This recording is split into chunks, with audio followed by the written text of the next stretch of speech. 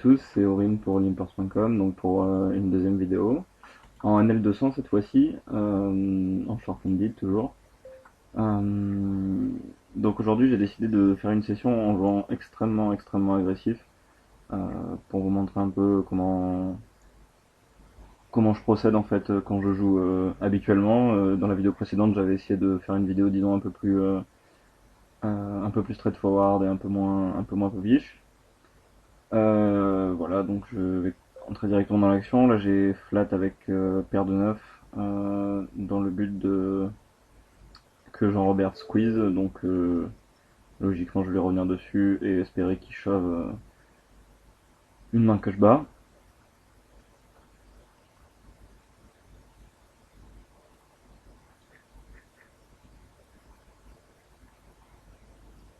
Il shove Ace Jack. Donc, ce qui est très loose de sa part. Mais bon, peu importe. Euh, alors en fait, juste pour vous faire une parenthèse, en fait, je viens juste d'acheter Hold'em Manager. J'utilisais pas Card Tracker avant, donc c'est pour ça que j'ai très peu de stats sur les joueurs qui sont à la table, mais néanmoins je les connais tous et j'ai des reads très précis sur certains d'entre eux, notamment Jean-Robert où je sais qu'il a le squeeze automatique et avec paire de 9 je suis très content d'aller all-in contre lui. Donc c'était pour cette raison que j'ai décidé de call. Donc là je suis squeeze quand j'ai deux rois, je connais pas du tout ce joueur, mais en gros quand il fait ce montant je me dis qu'il aime sa main et qu'il a envie de jouer all-in, donc puis j'ai pas vraiment envie de call pour que Jean-Robert call hors de position, enfin en position sur moi c'est pas terrible, mais il passe, je m'y attendais pas trop, mais bon. Donc voilà, vite, rapidement les stats sur le HUD, il faut que je trouve un joueur sur lequel j'en ai un peu plus. Euh,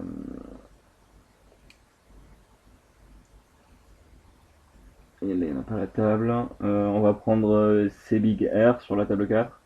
En gros, c'est comme un peu comme sur l'ancien HUD, c'est VPIP, PFR, Aggression Factor. La deuxième ligne, c'est 3 bêtes, Fold to 3 bêtes et 4 bêtes. Et les lignes du bas, c'est les lignes d'agression, mais bon, je vais pas m'en servir énormément. Donc là, j'ai relancé As-Roi, je suis payé 4 fois. Sur ce flop, dans un four-way, je give up. Parce que la probabilité que quelqu'un ait quelque chose est beaucoup trop importante. Alors là, je suis relancé sur la table, sur la table 2 avec les As. J'ai l'As de cœur, ce qui fait que c'est très peu probable qu'il ait une flush draw.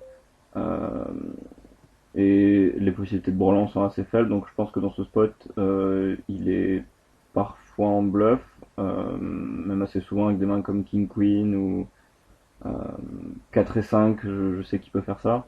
Je sais aussi qu'il raise pas ses petits flush draws. Je l'ai vu jouer passivement avec des draws, donc je pense pas qu'il a un draw.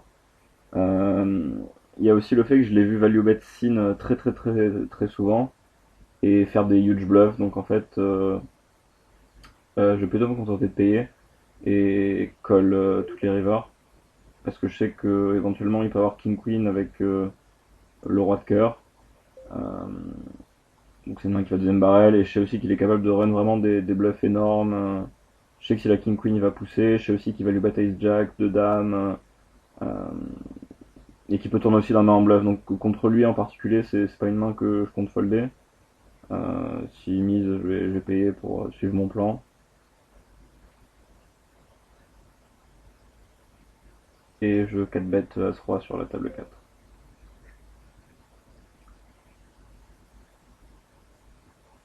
Bon, j'aime pas trop qu'il ait tanké, mais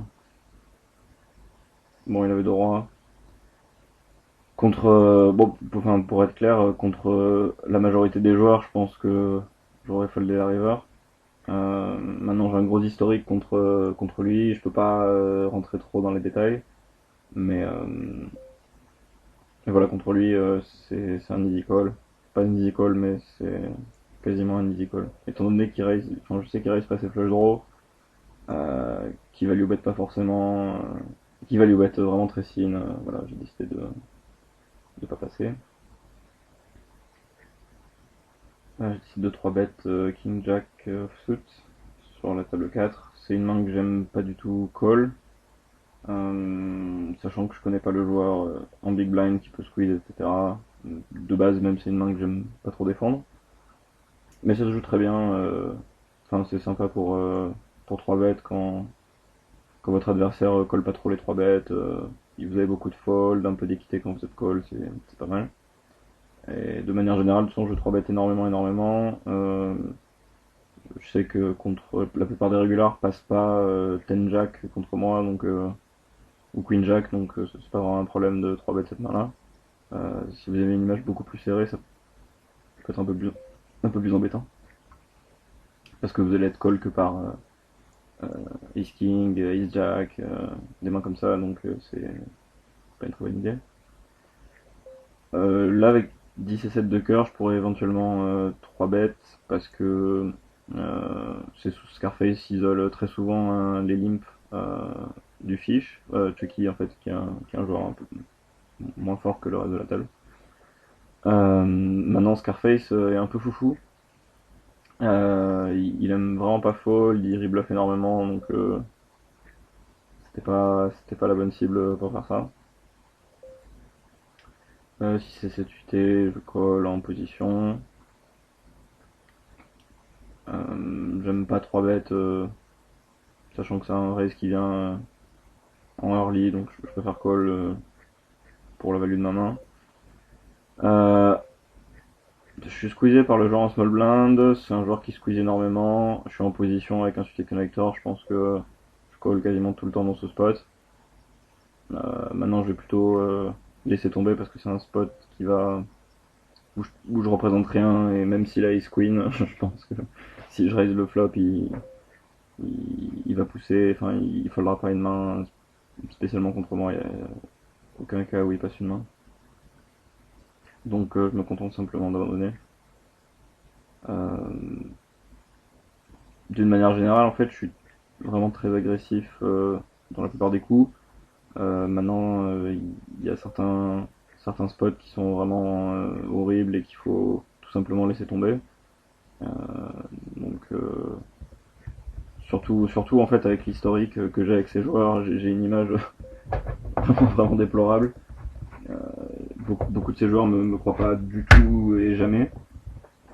Donc je vais me contenter de faire, quand je bluffe, de prendre des spots vraiment simples.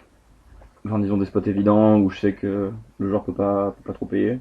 Mais si c'est des spots qui sont un peu plus close et où j'ai besoin éventuellement d'avoir beaucoup de crédit, je vais pas prendre ces spots et je vais me contenter de laisser tomber. Là, je pense juste une note sur le joueur. Je savais qu'il m'avait beaucoup reshove, mais j'avais pas trop eu de showdown contre lui.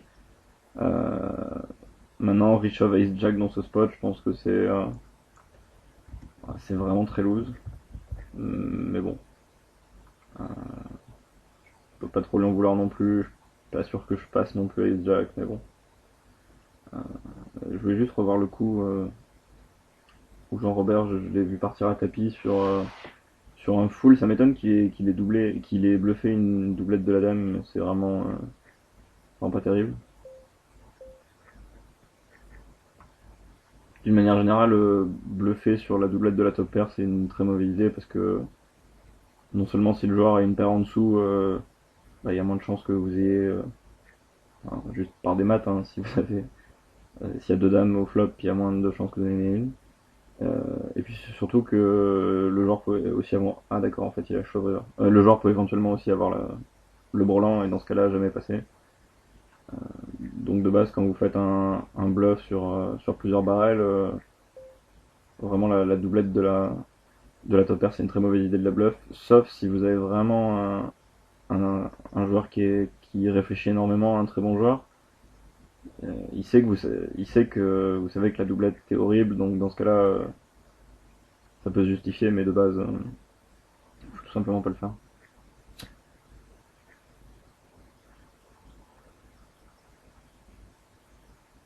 Là, j'ai décidé de juste payer avec Ace Jack. Euh, Parce que c'est un joueur qui est un peu spué aussi sur les 4 bêtes et j'ai pas du tout envie d'être 4 bêtes et de devoir folder ma main. préfère call et garder la range que je bats dans le coup. Là, comme la dernière fois, ce que je vous avez montré, c'est j'aime bien raise quand le joueur, je sais qu'il va jamais folder un as s'il en a un, parce que je représente absolument rien en raisant ce flop, à part as-7, paire de 7 et paire de 2, enfin c'est ce qu'il va se dire, donc je pense qu'il foldera jamais un as. Et je pense que j'ai 2 voire 3 barrels de value. Hmm. Contre ce joueur en particulier, je pense que je vais plutôt miser turn et give up river. Et je bet fold également la turn, parce que je pense que quand je bet le turn et qu'il me revient dessus, en principe, j'ai perdu. Je vois vraiment pas avec quoi il peut shove qui est moins bien. Et donc je vais me contenter de check la river, parce que je pense que il me paye pas avec Ace 10 maintenant. Peut-être Ace 10, mais bon, puis ça permet aussi de... D'accord, bon, il a fait donc 3 out river, mais bon, on a mis l'argent devant à chaque fois, et donc c'était plutôt une bonne idée de raise ce flop. Maintenant, je préfère pas bet river tout simplement pour pas m'auto-value. Je pense que de toute façon, il paye pas souvent et que de temps en temps, il trappe avec deux paires ou brelan. Donc, si j'avais un peu plus d'historique, qu'il m'avait vu vraiment raise et 3 barrels R dans ce spot, je pense qu'éventuellement je peux shove, mais c'est pas le cas. Il m'a pas vu, il m'a jamais vu faire ça. Donc, je pense que 2 barrels c'était bien. Éventuellement, faire un tout petit bet river.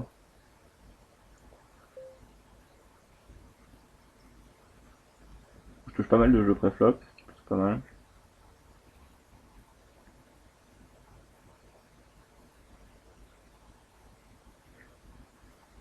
Pour l'instant, pas vraiment de spot très intéressant. Je vais continuer à être très agressif pour essayer de provoquer des situations. En fait, c'est sur ça que je base mon style de jeu. Je fais énormément de 3 bêtes, énormément de bluffs pour être payé quand j'ai des grosses mains. Ce qui marche plutôt pas mal, en général.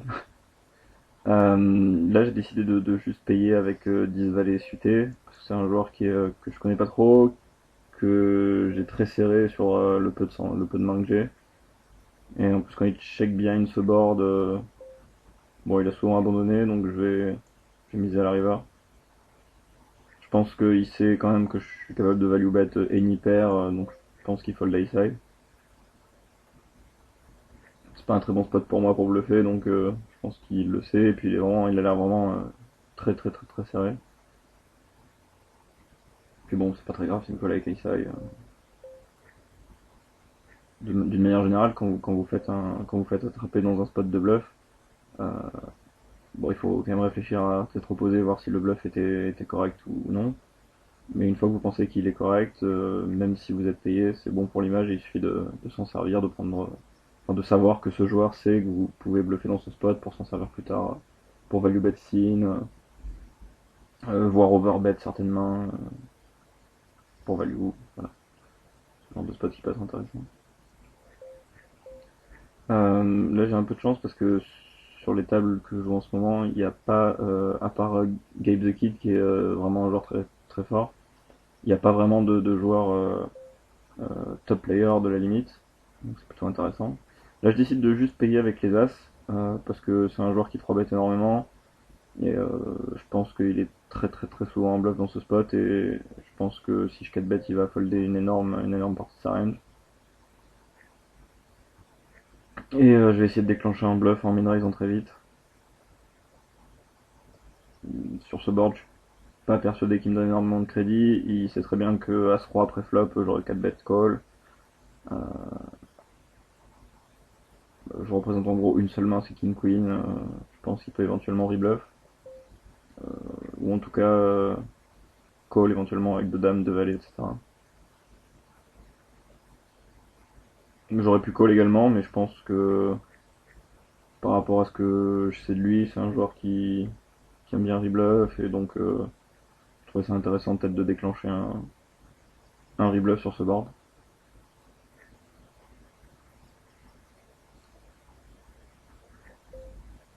Donc j'ai ce joueur sur relance encore une fois. La première fois j'ai 4 bêtes, il a fold, donc a priori il est en bluff.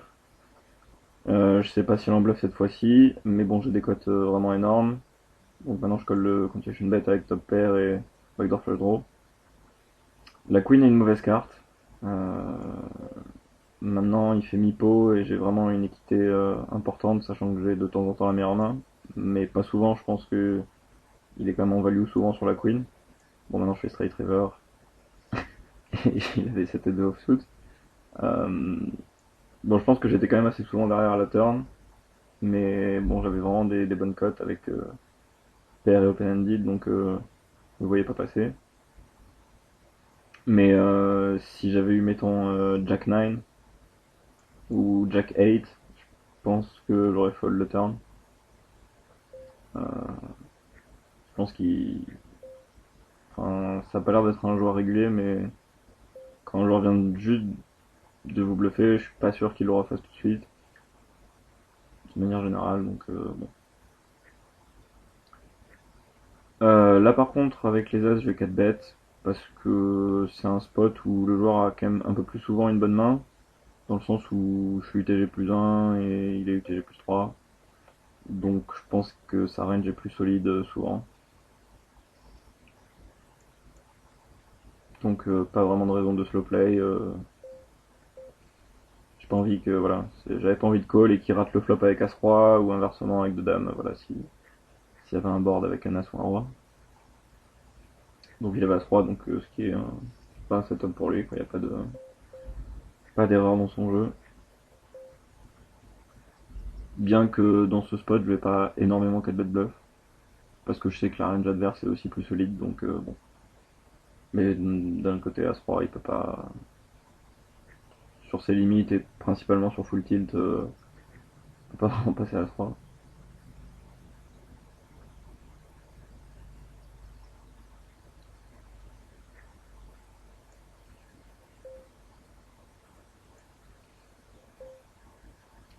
J'ai une paire de 4, je me contente de checker.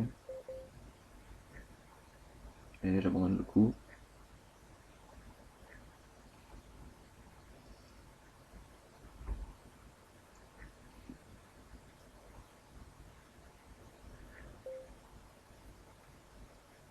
Open de roi 10 au cut-off. Euh, classique.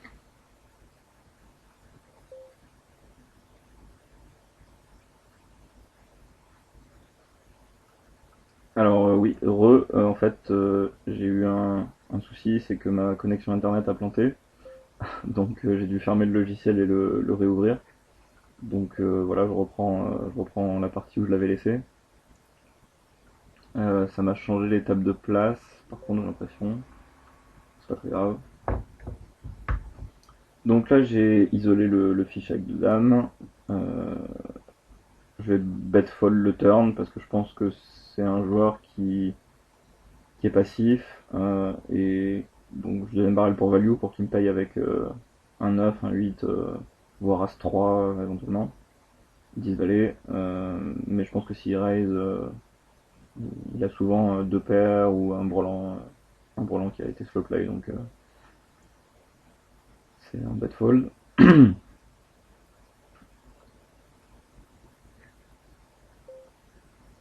D'une manière générale, sur ses limites, il y a quand même beaucoup de, je vais pas dire de nit, mais de joueurs quand même ABC il y a très peu de joueurs qui, je veux dire, qui vont vous 3 bet à outrance, qui vont check raise dans des spots, enfin à la turn, en bluff, etc. Donc le fait de jouer de manière très agressive et de mettre les régulars dans des spots un peu horribles, ça vous donne un avantage important dans le sens où les joueurs sont pas forcément habitués à faire face à autant d'agressivité. Euh, donc dès qu'un joueur en fait vous le sortez de sa zone de confort, c'est en général c'est là que vous faites de l'argent. Euh, Là je vais me contenter de checker, c'est un pot multi-way qui touche énormément les ranges de mes adversaires.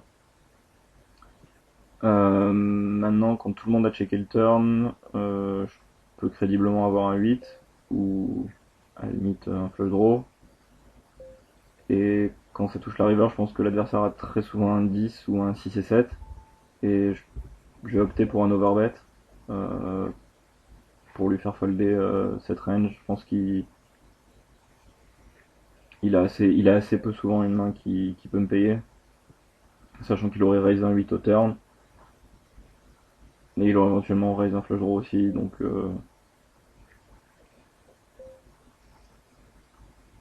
j'ai décidé de check behind avec paire de 10, pas de contrôle, euh, et je bet le turn. Une fois qu'il a checké deux fois, j'ai très souvent la meilleure main, et en espérant qu'il ait un 8, mais c'était pas le cas apparemment.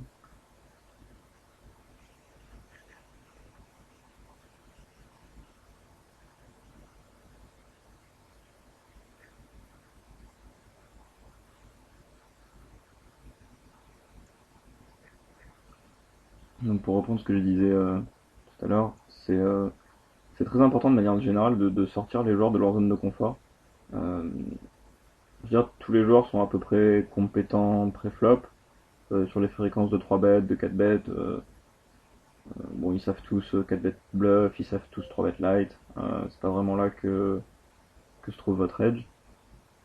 Donc d'une part, ça va être beaucoup post-flop, où il va falloir faire beaucoup moins d'erreurs que les régulières, mais faut également mettre beaucoup de pression avant le flop. Euh, Il y a beaucoup de joueurs qui sont des rakeback pro à ses limites, qui jouent beaucoup de tables de manière automatique, sans vraiment réfléchir au spot, pas trop attention à la metagame. Donc c'est intéressant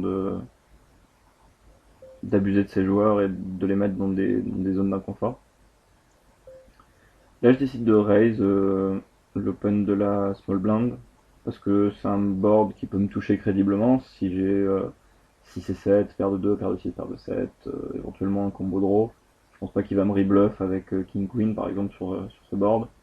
Et j'ai un tout petit peu d'équité avec le backdoor flush au 9 et les overcards. A priori, si je suis call, le 9 est pas forcément une overcard live, mais on sait jamais. Mais c'est surtout que ce board, s'il a rien, je pense qu'il va tout simplement passer. Là, je viens juste de le check raise, donc je pense que je vais le recheck raise encore une fois avec top pair, en espérant qu'il fasse une bêtise. Et je décide de give up le As-6 suité.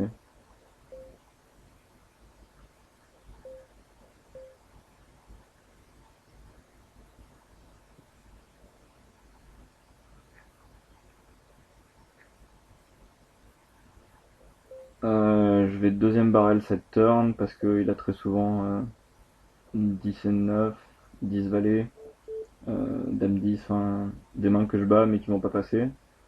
Et sur le même principe, 8 et 9 éventuellement, et sur le même principe que la dernière fois, je pense que je fold le turn si shove. Et là, c'est un peu trop signe, je pense, de bet la river. Je pense que c'est un check fold, sachant qu'il a call deux fois, je pense pas qu'il met double float avec rien. Et le 9 est vraiment dans son range, paire de 9, 10 et 9, toutes les mains sur lesquelles je voulais value à la turn ont touché. Et je pense que s'il a any 10, euh, il est content de le check behind. Donc je pense que vraiment, je pense pas non plus qu'il value maintenant 2 valets plus, etc. Donc je pense que vraiment il a un 9 quasiment tout le temps. Donc je vais me contenter de passer. Mais encore une fois, vu que j'ai juste payé avec Ace 10 et qu'en plus je l'avais checké sur la main d'avant, je pense que. Enfin, je l'avais raillé sur la main d'avant. Je pense que c'était un très bon board à raise et à essayer de mettre le maximum d'argent. Avec 10 et 8, j'ai 3 bêtes en position, je décide de check behind.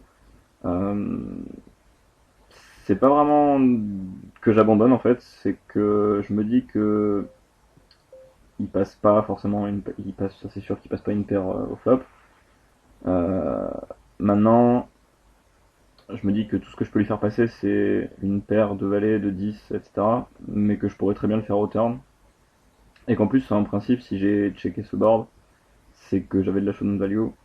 Et la river, je vais essayer de représenter une main que j'ai slow play. Donc, une dame, un full roi, full as, etc. Et donc je vais re-overbet, sachant que je pense que la meilleure main qu'il puisse avoir c'est Ace Jack dans ce spot. Je pense qu'il avait très très souvent une main comme les valets ou les 10 qui avait une paire et un gutshot.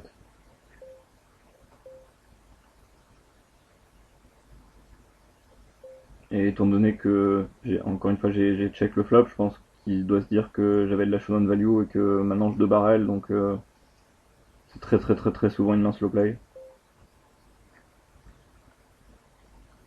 Ça, c'est une ligne que j'utilise contre des sinking players, c'est-à-dire qu'un sinking player, il sait que si j'avais par exemple 5 et, 10 et 8 suités par exemple, j'aurais bet le flop en principe, enfin c'est ce qu'il doit se dire, et que si je check ce flop, j'ai soit de la showdown value, soit une main, donc une main qui peut de contrôle du type les valets, les 10, Ace King, King Jack, peut-être une main un peu plus faible, peut-être Ace Jack qui prend une carte gratuite. Voilà, maintenant je me dis que quand je débarre, il sait très bien qu'après je mise plus King Jack à la river, je mise plus Ace Jack, et donc j'ai probablement une grosse main que j'ai swap play.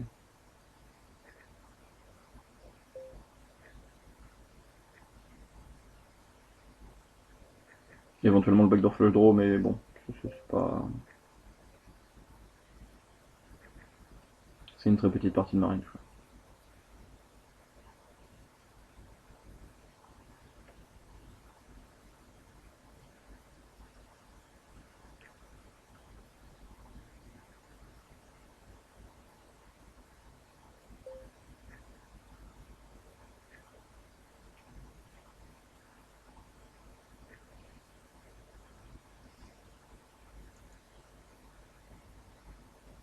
Donc là on a un open du bouton avec deux valets contre un short stack.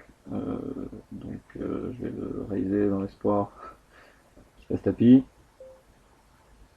J'essaie de lui faire croire qu'il a le maximum de fold d'équité en faisant 18. Et il shove, donc c'est un excellent résultat. Là je vais check raise roi dame.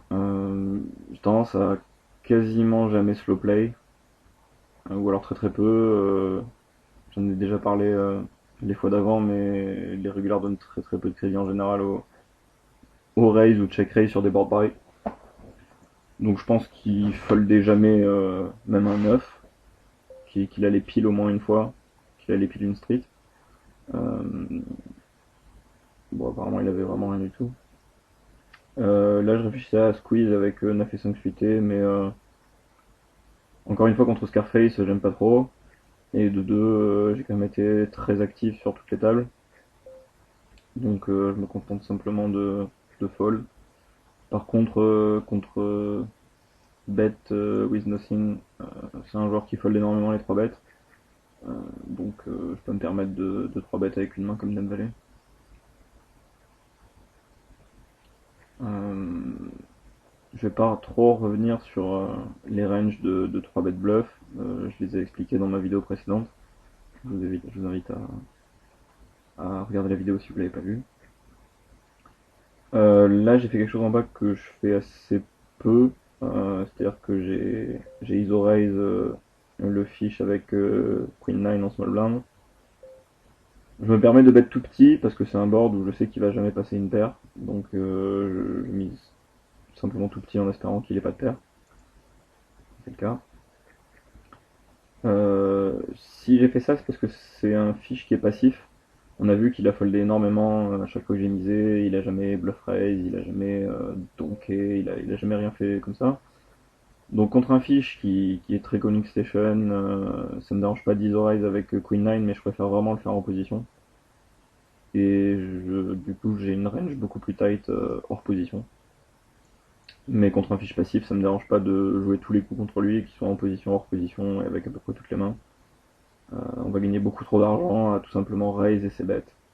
Donc faut pas s'en priver. Tant que les régulars de la table s'adaptent pas, en, en squeezant en bluff, etc.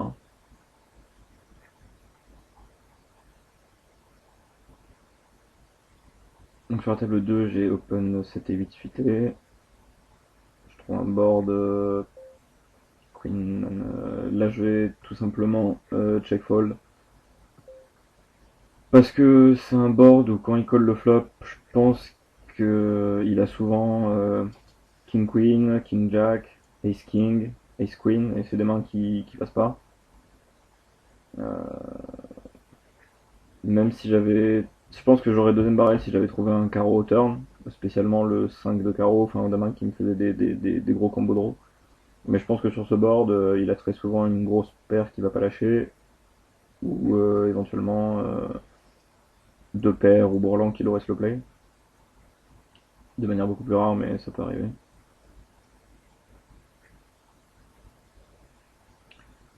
Là, avec Jack 9 suité, j'aime bien de temps en temps 3 bêtes sur les open UTG, parce qu'on vous donne énormément de crédit.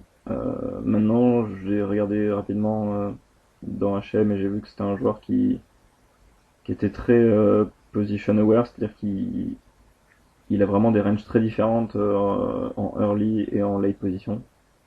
Il y a des joueurs, disons, qui font pas trop attention à ça, ils ont 5 et 6 suite et UTG, ils vont l'ouvrir de la même manière euh, qu'au bouton ou au cutoff. Ce qui est pas forcément un leak dans beaucoup de parties, dans le sens où euh, les joueurs de la 200 3 bet énormément les open du bouton et du cutoff. Et vont 3 bet beaucoup moins les open UTG et UTG plus 1. Donc ça peut être intéressant effectivement d'avoir une range à la limite plus solide au bouton et au cutoff et de se permettre d'ouvrir plus de mains en early position. Donc c'est pas du tout un leak. Maintenant, lui c'est un joueur qui respecte énormément les positions, donc je pense que c'est une très mauvaise idée de le 3 bet light dans cette position. Là j'hésitais à 3 bêtes et je pense en fait j'aurais dû parce qu'il fold énormément et que Matzokat pouvait éventuellement squeeze. Maintenant j'ai vu que Matzokat était très serré et qu'il squeezait pas sur le peu de main que j'ai, donc je me suis contenté de payer. Ce qui me plaisait plutôt pas mal dans le sens où je l'avais quand même pas mal 3 bêtes avant le flop, donc je me disais qu'il pouvait éventuellement faire un move, donc je préférais call. Là, je vais miser la river en espérant qu'il me trouve un hero call avec Ace High. Je pense qu'il a Ace High très souvent pour avoir checké le flop et checké le turn. Si j'ai checké le turn aussi, c'est que je pensais vraiment qu'il avait Ace High et qu'en fait, il miserait la queen en pensant que j'ai éventuellement une petite paire et que je peux la passer. Mais il l'a pas fait et river il m'a payé avec Ace 9. Donc bon, on a pris à peu près toute la value qu'on pouvait.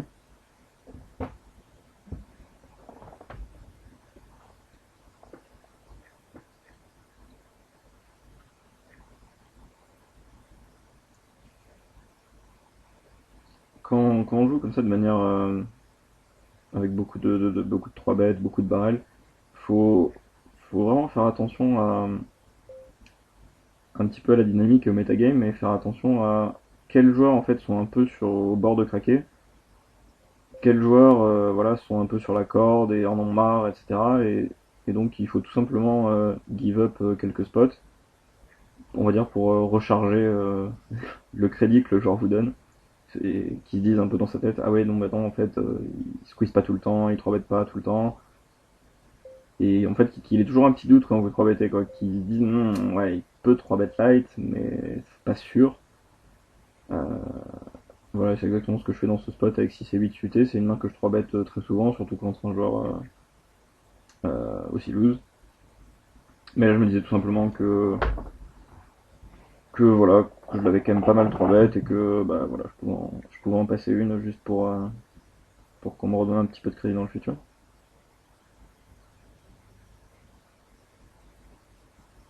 Après, ce qui est intéressant aussi, ce que vous pouvez faire, toujours dans cette même optique, c'est que si vous sentez que le joueur va craquer et que, en gros, la prochaine fois que vous le 3-bettez, il va 4 bêtes, vous n'êtes pas forcé d'attendre les as ou les rois pour le 3 bet en fait. Si vous êtes sûr à 100% qu'il va craquer et qu'il a 4 bêtes bluff, bah, vous prenez any pair, paire de 7 par exemple, vous faites un 3 bet et quand il 4 bet, il suffit de shove. Vous allez gagner énormément d'argent sur les folds, et quand vous êtes payé en général, vous avez quand même une équité à peu près correcte, dans le sens où vous êtes souvent sur un flip. Mais c'est surtout voilà, sur les folds que vous faites énormément d'argent. Effectivement, quand vous êtes call, vous perdez un peu d'argent, mais bon. Là, je me suis contenté de payer avec Ace Jack, toujours pour les mêmes raisons, c'est-à-dire de garder la range que je bats. Là, j'ai décidé de flat avec 8 et 6 suité. C'est un joueur qui est très tight, même anormalement tight sur le sample de main que j'ai.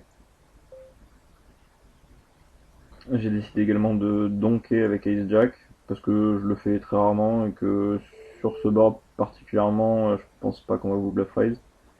Je suis quelqu'un qui donk bet très peu. Alors j'essaie de le tester un petit peu dans certains spots. Et sur les spots comme ça, sur les boards un peu connectés, où c'est très probable qu'un adversaire 17-14 ait raté le flop parce qu'il a beaucoup de Broadway et de Ace King, Ace Queen, etc. Donc je trouvais que c'était intéressant. Là j'ai trouvé 5 et 6 offsuit. Et sur ce board, je pense que sur le même principe que ce que je viens de dire sur le donk bet, c'est un mauvais board à bluff raise. J'ai aucune équité et je pense que il peut éventuellement avoir décidé de bet shove un flush draw par exemple, une paire, un flush draw, plein de choses comme ça. Contre le short stack avec King Queen, j'avais décidé de call et voilà, je voulais tout simplement. Bah, je me suis tâté un petit peu là à shove, mais mon idée de base c'était vraiment de call et de trouver un board favorable, donc any top pair, any jack 9, jack 10, pour avoir une open-ended 2 over ou un gutshot 2 over. Et j'aurais check raise all-in dans ce cas-là.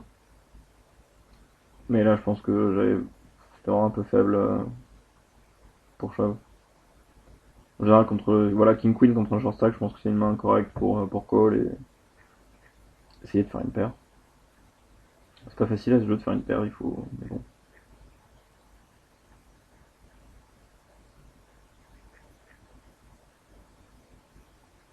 Oui, pour reprendre ce que je disais en fait, voilà, quand vous sentez que les gens sont un peu sur la corde, voilà, faut pas essayer de gagner tous les pots, faut pas essayer voilà, vous êtes déjà, enfin, si vous jouez comme ça, vous êtes déjà insupportable. Voilà, maintenant faut pas franchir la ligne et il faut give up certains spots, que ce soit d'ailleurs pré-flop ou post-flop.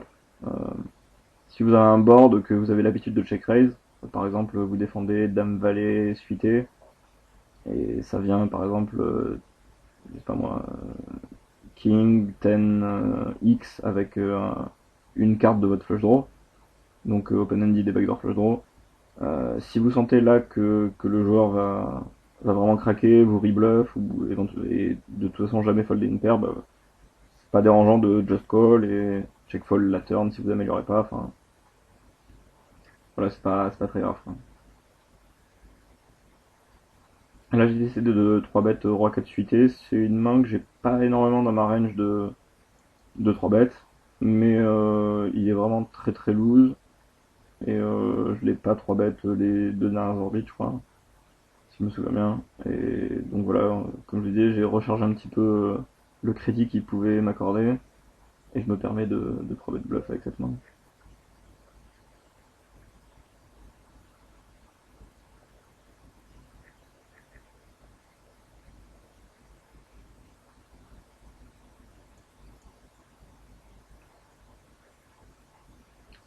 Donc je me retrouve avec les As en big blind, donc ce qui est toujours agréable. Et sur la table 2, en temps normal, j'aurais éventuellement plus 3 bêtes avec 9 et 10 offsuit. Mais là, encore une fois, voilà, en parlant de timing, je pense que c'était juste un mauvais timing. Donc j'ai préféré fold.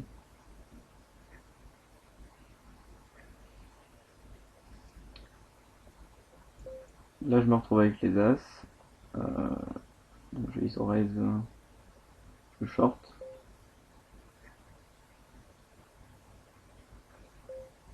Et ça, c'est un board qui touche en théorie pas mal sa range, donc je vais essayer bet. et je vais en rester là pour la vidéo. Donc je vais couper ici. Ça fait déjà 40 minutes. Je voulais pas faire une vidéo trop longue. Donc voilà, j'espère que ça vous a plu. Et si vous avez des questions, comme d'habitude, vous pouvez me les poser sur le forum, dans les commentaires de la vidéo ou directement dans le forum stratégie. Voilà, c'était Aurine pour limports.com.